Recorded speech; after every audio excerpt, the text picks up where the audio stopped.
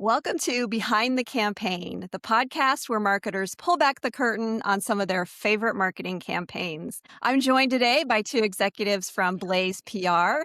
Welcome, President Matt Kovacs and Executive Vice President Erinn Lynch. Welcome to you both. Thank you. Thank you for having us. Well, we're talking today about an interesting campaign that involves kind of two elements, right? Air and water. Tell me a little bit about how this collaboration between Boxed Water and Alaska Airlines came about. Sure. I think, and I'll start, Aaron, and then you can dive in. I think, we've been working with Box Water for a long time. And, as you look at it, it started really in the pandemic. So as people look to, look for ways to have a sustainable product, limit plastic. There was so much plastic, really pollution, if you will, during the pandemic. And then also really looking for ways to really broaden their appeal. They were a direct-to-consumer brand to start. So you'd mail and you'd be getting a case of water, which the weight obviously is expensive. But it was that sort of better for you thought of, okay, I need water, but I'm going to help the planet. And then there's all the recycling issues, from that standpoint at the municipality level. And then at a similar time, the airline industry was looking at ways to limit the amount of plastic they use. And there's only so many places they can start to look. Obviously, the plane needs to fly and have its components, and there are plastics all throughout. And one of the easy ways is to really replace the bottled water that's just handed out, to everyone, and look at it from ways of single-serve glasses. But the glasses can't be plastic because now you're defeating the purpose, because all you're doing is adding more plastic to it. So it was that type of element. But looking at it from opportunities of brands that were interested and being able to use box water from that standpoint to make those intros. Erinn, you want to dive in? Yeah, and I think, we got to sort of help. It was such a great mutual win-win with this partnership because we got to sort of create a little bit of a halo effect with Alaska making this decision to have this very well-branded product in their cabin. Box water is really unique. It tells you exactly what it is on its carton. Yeah. But then we also got to kind of get behind this huge, globally recognized brand and be toe-to-toe with them up from a media landscape, us providing Alaska with the halo effect of being able to provide, be the first airline, domestic airline to get rid of plastic water bottles in their cabin and be that association was something that we really wanted to honor as part of the partnership, knowing that we had to go lead first with Alaska, but we got to get the full wake of that impact, which was really fun. So since this was a collaboration and Mhm. Boxed Water was your client, did Alaska Airlines also have an agency or in-house team that they were working with that you kind of had to collaborate with? And how did that work? They were great. It was really fun to work with them. And like Matt mentioned, this was still in the sort of throes of pandemic. So I remember being up in Seattle and sitting in the sort of this war room and all of us masked up and a little bit, this was one of the first big meetings that they even opened their conference room for. So it was kind of exciting to sort of feel like we were back in the mix. We were back in this collaborative process. Their team was awesome, really fun to work with. So what we did was we sort of worked on the front end and pulled lists together. Obviously, they had some really strong media relationships that they always worked with, but we had much more of a consumer sort of focused lifestyle brands or outlets and publications that we worked with. Also, at the same time with Box Water, we were actively engaging travel influencers at the same time. So we already had this really strong roster of excellent travel influencers. So we really paired well together because what they could do with sort of their big media relationships, we could provide color with some of the more trade focused publications, the eco publications, some of our influencers that we had friendships with. So together, I think we created a really beautiful sort of dovetail of different segments, sort of speaking to the benefit of the partnership. I think too, the partnership gave the Box Water a platform to elevate itself as well, because they are a niche within a niche. And this gave them sort of that credibility jump, the fact that they were working with, a brand of that stature. And then for us, obviously able to, position the brand as thought leaders in what they were doing in, not only the beverage category, but also giving them a little bit more in that sustainability category. Yeah, you mentioned, eco and sustainability. Alaska Airlines puts a huge emphasis on conservation and things like that, improving the environment as much as they can. So what was their end goal advertising this collaboration with Boxed Water? I mean, it really was twofold. We had to sort of identify and share out the problem.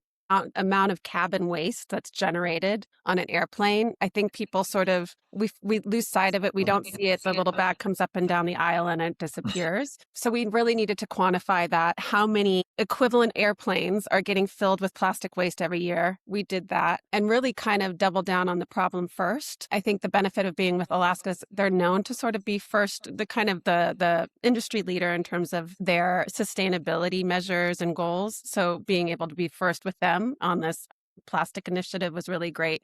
But I will say we have to educate, with sustainability message, it's always up to scrutiny. There's always going to be people that are like, well, look at what are airplanes doing in the sky and why are we flying short distances?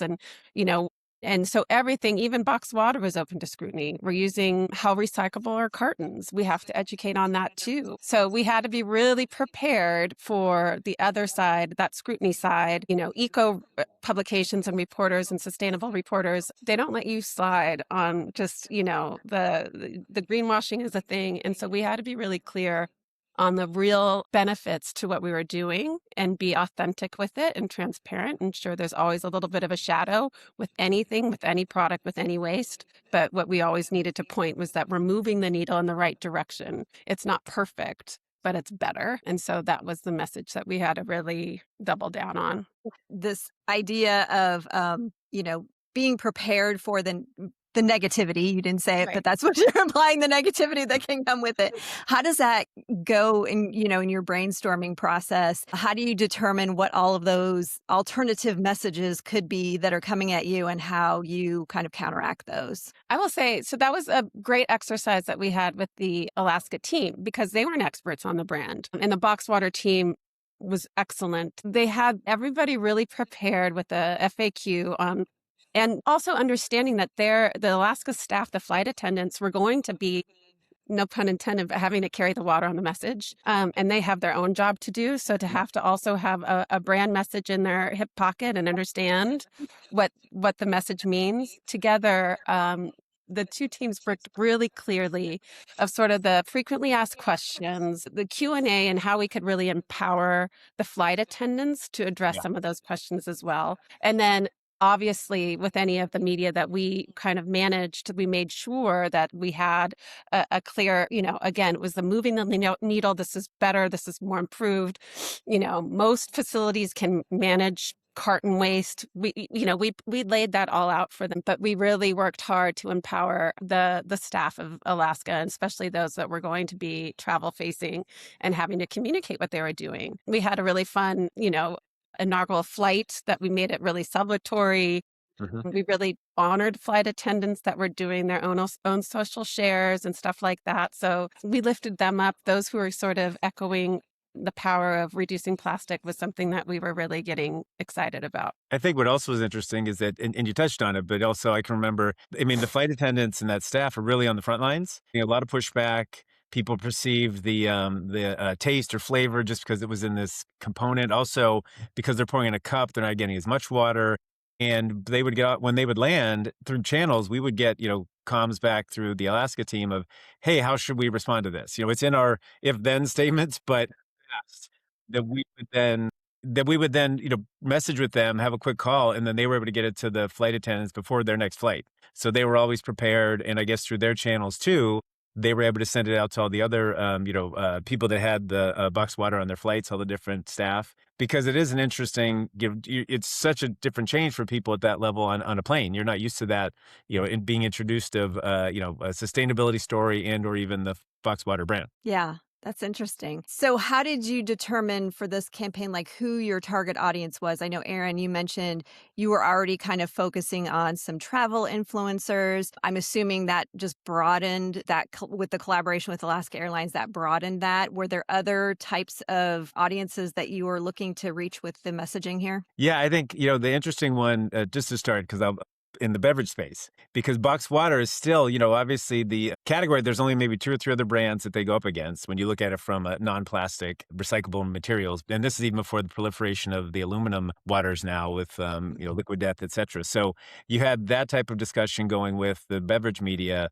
to talk about that they're on the airlines, that they're actually, it's perceived that way. And then the fun thing always is when a reporter actually takes Alaska and then sends photos back to you or says, hey, I actually had it on the plane. Like you're starting to build that connectivity with them to understand that it's real, that it's not, oh, this is a deal that's going to happen. This is actually out in there in the real world. And then the other thing would be, and Erinn could probably speak to it better, but really that we'll say light green type media in the sustainability space. Go ahead, Erinn. Yeah, I mean, I think that the partnership itself generated huge press. I mean, we also did, top tier national press because it was sort of a bellwether, hopefully, what I think the media was starting to rally around. And this is a bellwether of what is to come with the airline industry. So we got some great hits on some bigger media, on the top tier media publications. Getting in with the light green, we also got in with some of the dark green too.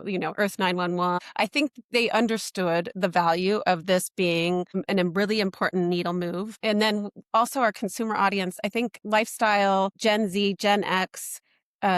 Boxwater has beautiful badge value. I think people really, the younger millennial and Gen Z audiences really like the badge value of just holding the box. They have a lot of natural user generated content just because the box is branded so well. And You Post, We Plant was a campaign that's kind of permanently fixed on the side of the Boxwater carton. So at 35,000 feet, people can actually post and get a tree planted.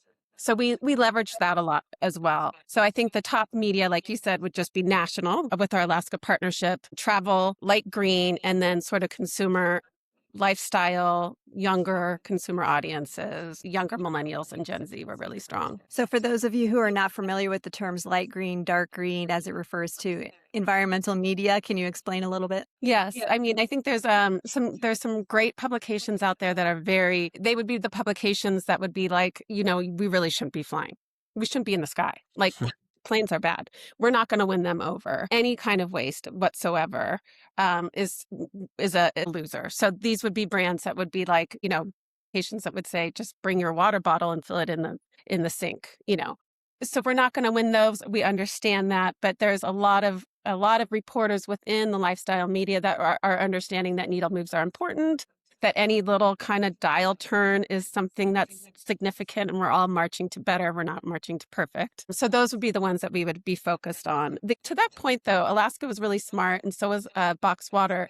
They did emphasize the benefit of using the carton as a refillable vessel. And they also said, refill first. And if you need to buy water, buy Boxwater. So they were always sort of, again, keeping this authentic message, understanding the underlying point is that we want to be as earth focused as possible. So refill is always number one. But if we are going to be supplying water, which we have to, we're required to in flight, then it's at least packaged without plastic. And that was the other point that we tried to make. So this type of campaign doesn't just come out of thin air. I'm sure you guys had a good amount of research that you had to do, and whether it be research into what types of audiences or the messaging. Tell us a little bit about kind of your research process when it comes to a campaign like this. I think with the Alaska team was just a lot of list vetting, a lot of really understanding. I mean, there was a whole financial component from what Boxwater and Alaska did together. Boxwater also understood the promotional value of being this partner, being on these flights. So they worked really well in making sure financially this worked for Alaska as well.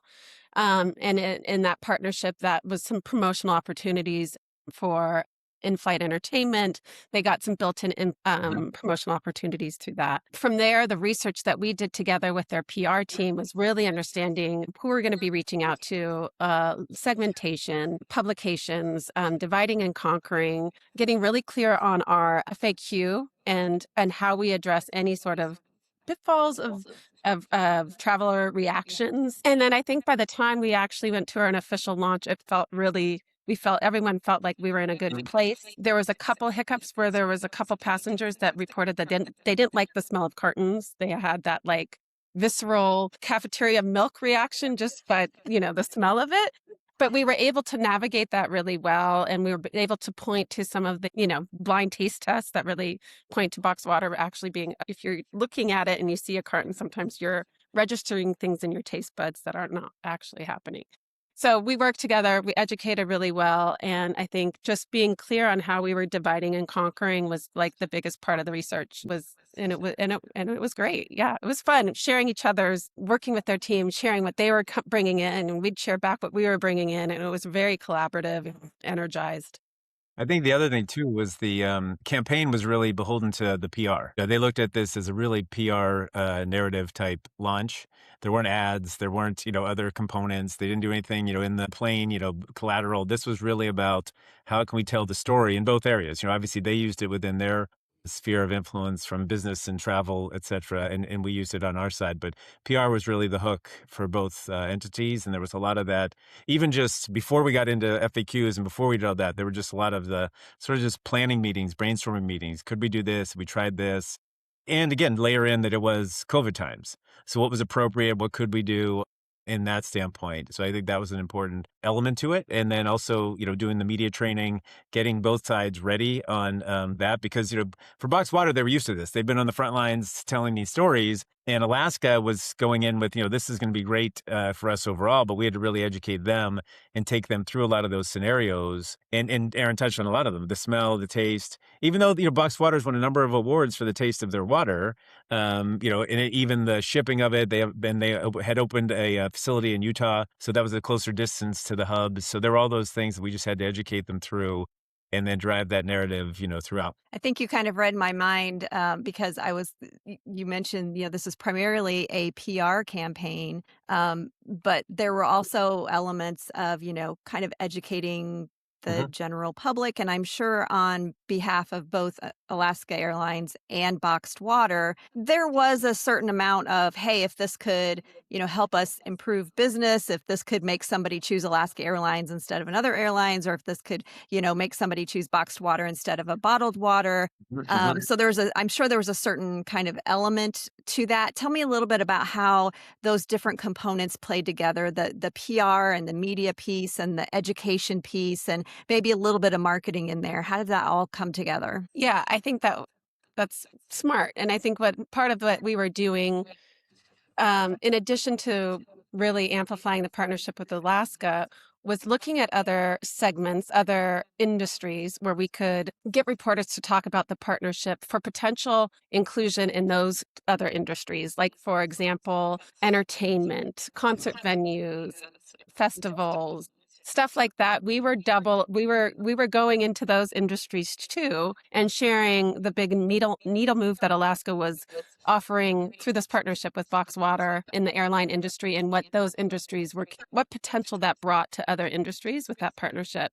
So I think we definitely leveraged the media gets that we got, and we started amplifying those into other industry trades and making sure they were seeing sort of what we were doing. That was pretty comprehensive too. We did some, social outreach through LinkedIn, targeting different industry leaders within the targets that we were going after, and making sure that it kept kind of getting circled for the potential that it brought those industries. And we're even talking about zoos and museums and visitor centers and stuff like that, where they could sort of look at this, be inspired by this partnership, and see how that they could apply it within their own. I think too the social media elements too. I think the first layer was the PR and the announcements around that, but then and I think Erinn touched on it, was all the user generated content that was tied to being on an airplane, having your box there, and then the people that took it outside the plane and wherever their destination was and was doing their sort of walk with me with my box water, because it had that cool element for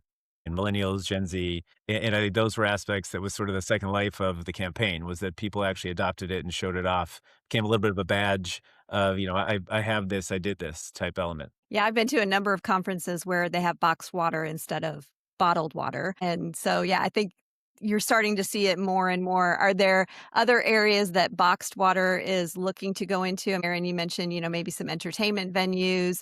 Are Could we be seeing boxed water other places in the near future? I think that's the goal. I mean, it really is always the hurdle is plastic is cheap, and that's why it's so prolific. And so I think that's always going to be sort of the channel hurdle for box water as they try to engage other partners, and where the partners need to see sort of the other value is the win that it gets from their consumer audiences, their visitors and whatnot. So I think there's a lot of places now where we're still going to have to purchase water. And I'm thinking, sporting arenas, festivals, those areas I think are the next frontier of hoping to get some movement. If we're going to have to buy water somewhere, let it be not plastic. And that's what box water is focused on. But again, they are always coming up against the prolific and eternally cheap plastic. And that's going to always be, and the recycling side of cartons is a little more challenging, although curbside every year is getting the percentage of households that have curbside carton recycling is increasing every year. So this is getting easier and easier. Box Water is working very closely with the Carton Council to make sure recycling cartons is easy. If cartons do end up in the landfill, though, they're not going to be sitting there for 700 years like a plastic water bottle. So this is always something that we are educating on. But hopefully you'll see it at your next. What was your team that you were talking about earlier? The Andy? Hoosiers, The Hoosiers, go Hoosiers! Woohoo! Maybe we'll see Although them. by the time this is published, they will have won the championship. There you I'll go. say Good. So maybe this is a plug to get some box water. that. There we go. Well, the other interesting element that the head of Box Water always talks about is that, yes, plastic's cheaper, but if Christopher Columbus had bottled water on the voyage over to the Americas, that plastic would still be, it would be like more of a jellyfish look, but it wouldn't have decomposed or done anything or been biodegradable. And a box water carton, when taken apart and recycled correctly, the stats something like 6 weeks or 7 weeks, it starts to have that type of degradable elements starting to happen. So you see that big difference in of itself. The other one is more of a gross stat about how much plastic we ingest. It's something like each week we ingest a credit card size amount of plastic in our environment, food, water, whatever it is. So those are like other factors that you layer in when it's other media, again, that we're speaking to that maybe aren't aware of it or have a very baseline level about, cartons and box water. Just, again, to think about the amount of plastics that is out there. As you guys are talking, I see a lot of potential in visual storytelling about some of these statistics and the idea about, if Christopher Columbus had the water bottles with him. How much do you guys rely on visual creative versus text? Obviously, you're a PR firm, so a lot of what you're doing is media outreach versus traditional advertising. But do you lean in, particularly for this client in particular, boxed water, do you lean into some of that visual storytelling at all? There's a lot. So there's, yes, and their marketing team does manage a lot of this, but for a lot of the stunts that we like to activate on, we did a lot of beach cleanups. One of the ideas was to actually create some decals, put them on the public trash cans and actually show the hash line as to what actually gets recycled within the public recycling bins. And it's sadly very little. So we were thinking about things like, only this much of this bin will actually get recycled. With the Alaska Airlines, Matt, I'm forgetting the number of 737s that would be filled with the plastic waste being saved. I don't know that either. I know. I think it was like 18 737s a year or something like that. And really getting visual with that. Yeah. We talked a lot with the Alaska team and how we could actually quantify that in one of the airports in the Seattle airport. So the visualization aspect of that, I think, hasn't been fully leveraged. I think there's more potential to do that because I think that's what registers with people is sort of the vision of it. We talk about recycling and we put things in our bins and they magically disappear on whatever our trash day is and we don't really know where it goes. So if we can start leveraging a little bit more visual side of that. But I think, again, with the partnership with Alaska, there was so much in that with the cups, with the napkins, with the brand itself, with the iconic, holding the box water against the airplane window photo that kept getting repurposed and repurposed. And those were the visuals that sort of lent really well to the campaign itself. But I'm like you. I want to see something big and exciting and getting people motivated through the vision of it. Because I think that would be. We talked about me even with Alaska team, we talked about, could we do like the like even with AI, or just show 18 planes filled with plastic? What would that look like? Bisected and in a row or something like that. But So with any campaign, there are always challenges. What were some of the things that you had to overcome with this campaign that you were maybe proud to have taken on? that's a good one. Matt, do I you think have the one, any? yeah, we touched on some of them. I think the taste and flavor was a big Yeah. one because people Mhm. were not used to it. Again, Erin's, analogy of the milk carton in schools, but that was something that we would hear, I'd say pretty regularly from the actual, stewards and the fact that consumers it gave them something to complain about, or they weren't getting enough water, or it was, they didn't know what to do with it. They wanted to take it with them and they thought it would spill. But I think that's an element that we were able to, again, mitigate it and talk through. As time went on, the stewards were more confident and able to, push back, if you will. Again, anything in the airlines or in the air right now, that's a careful subject we go through. I think also when you look at it from the explaining the recycling part, that's another thing because each municipality is a little different, and even to this day, back then was even because it does have to be separated. It's 92% plant based, but there's still elements you need to take out before you can't just throw it in a recycling bin. So there is some work. And then back to that point of people pushing back, well, it's easier just to throw my bottle out. I don't have time to be doing this type of stuff. But I think those are things that are part of just any brand's, education as you go through it. And that was back to the point of educating, beverage media knew and different, sustainable media knew, but educating other media how these things work. Because there are other Tetra Pak and other brands that have those things, but they're not the same recyclable and or plant based materials. So it was bringing that to life, and I think also the growth numbers to be able to show that it was first it was a couple routes, then it became bigger and bigger, and being able to validate and bring that to life for media as well. Yeah, I would say what Matt said. Also, I think anything that's sustainable, anything that's environmental focused has this potential to be politicized, which is unfortunate. Like there is always so on one side, we're getting kind of pinched on the dark green. On the other side, we're kind of getting pinched with the politicization of climate change. So we're kind of always working against this larger narrative and navigating that a little bit. And so that was something that we were prepared for. And I think we handled well. The Boxwater team, the Boxwater is based in Michigan. So it's sort of not an area where you'd think this, that sounds like a very California brand. So being rooted in the Midwest has sort of opened them up to different kinds of partnerships and channels. And they can speak more authentically, like between the aisle, I think, too. So, just navigating some of that. Even so, there's a water sommelier who also is all about you know our like water that's sourced out of a waterfall in Fiji or something, and he comes against any packaged water that is filtered versus sourced from a spring somewhere. So we had to work really, we had to work against that too, which was interesting, and really draw the point where, think about the amount of weight that's coming in from a source across the world that you're putting the water in a really heavy bottle, glass or plastic, you're putting in so we had to educate against all that too. So it was just, you have a few targets on you when you are an eco brand, but I think getting really clear up front and navigating it was a fun challenge. Yeah, here where I am in the Midwest, in my area at least, they charge us extra to recycle. So it's not even included like in our trash pickup.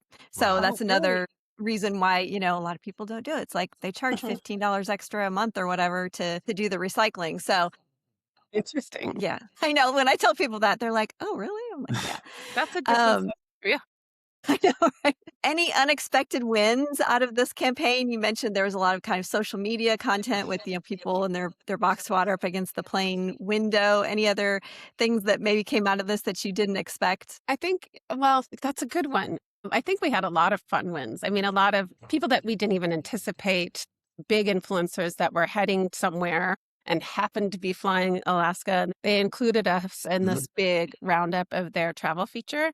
So that was really fun. We I think also some had, awards too. We won a couple awards, the yes, brand. Yeah, we put them up for different awards through that, which I think is always nice. Again, you're doing the work, so it's not as unexpected, but winning is, always nice in that regard. And I think it gave us the platform for them. And again, we help, shepherd through a lot of those things.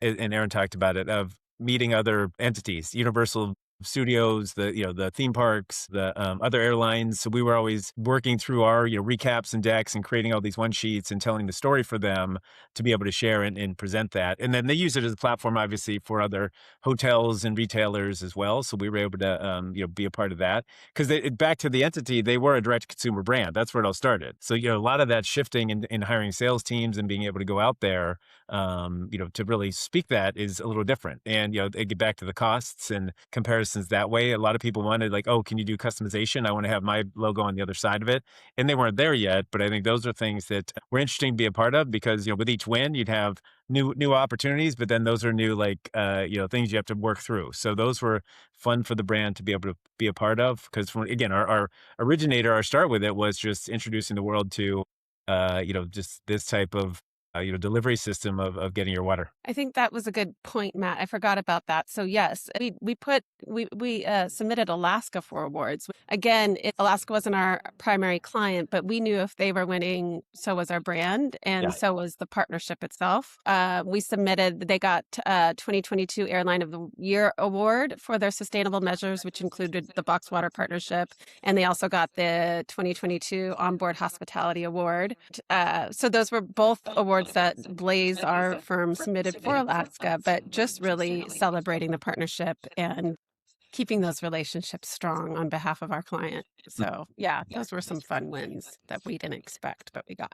So, do we expect more from this partnership, or is this kind of, you've launched it and it's out in the world and we're done, or is there more coming from this partnership between Alaska and Boxed Water? I think part of it, Alaska has, I think at this point they've merged or purchased another airline, so that's expanding more routes. That's one level.